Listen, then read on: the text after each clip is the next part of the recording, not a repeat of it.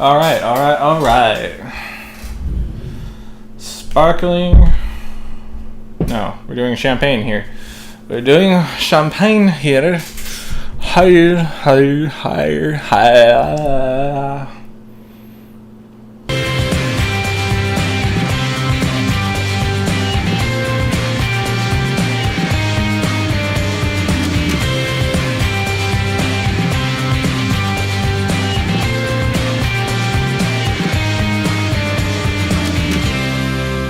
Welcome back to Rewind with bschwitty, because may the power protect you. Today we are doing another regional focus, and we're going to be focusing on champagne.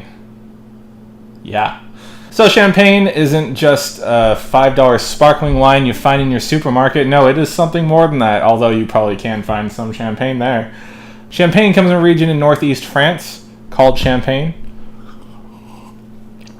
within the region of Burgundy, which is why Champagne is made up of either Pinot Noir, Chardonnay, or Pinot Meunier. Champagne comes from a region in northeast France, which is called Champagne. It's located within Burgundy, and it isn't just true that it's called Champagne just in that area of France. That's where Champagne comes from worldwide.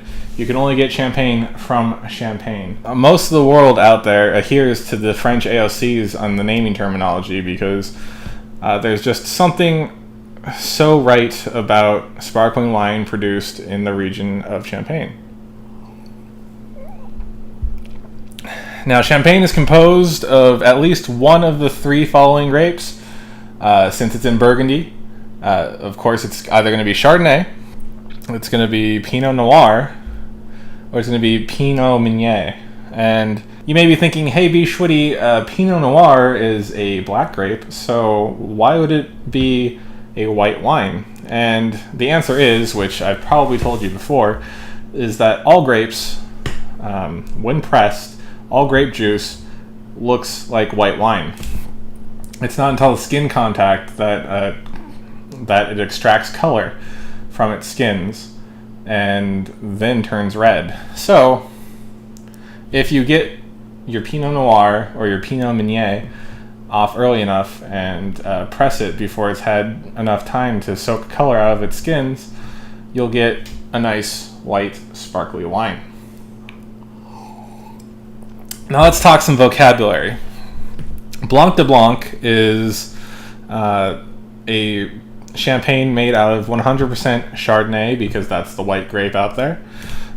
Blanc de Noir is made up of exclusively red grapes, generally Pinot and the Pinot Meunier. Personally, I like the 100% Pinot Noir, but that's just how I roll. Cuvée, like we've said many times before, is just a blend, which probably means a blend of these three varietals in this situation. And non-vintage means that multiple years have been blended into a single bottle, like this one. And then from there, sweetness levels, very important. Like this one here is a brut. From the most dry is extra brut, then brut, then extra, then sec, demi-sec, and doux, which is the most sweet. So demi-sec is mediumly sweet, doux, or D-O-U-X, I don't, again, speak French, is relatively sweet. If you know what you're looking for, bone dry would be extra brut. This is quite, I like dry wines, it's quite good. Oh, goddamn. You get a little bit of nuttiness off of there, it's fantastic. So, from there, I'm going to talk to you about the process of making champagne in the traditional method. First off, the grapes are immediately pressed after picking to separate the juice from the skins. The juice is allowed to settle between 12 and 48 hours prior to fermentation. Once done with fermentation, the wine is put in a bottle and is given a little extra mixture of wine, sugar, and a special yeast, which is referred to as liqueur de triage. Again, don't speak French. The bottles are then capped and then go through a secondary fermentation process, which creates all of this super bubbly carbonation here. Once the yeast is done, they die in bottle, and the wine is left to sit on the lees from at least 9 months, sometimes 15 for non-vintage varietals. It also depends on the winemaker. This will allow complex flavors to develop within the wine. Like I said, that little hint of nuttiness, which comes from those dead yeast cells. Once the wine is aged to the desired amount, the bottles are put, well, I can't show you with this, but are put at a upside down, kind of like at an angle, so that all the yeast will go into the neck and settle out, racked out, riddled out to the neck. And this is done for cosmetic purposes. The new modern conventional method to get the yeast out of here is that they freeze the top, or technically it's upside down to the bottom, where all the dead yeast is, in the neck, and then they'll pop the cap off. The dead yeast will shoot out, kind of like if it's a little bit of a cork, it'll just shoot out. Give you a visual there. And then they will cork it with one of these bad boys and put the cage on it.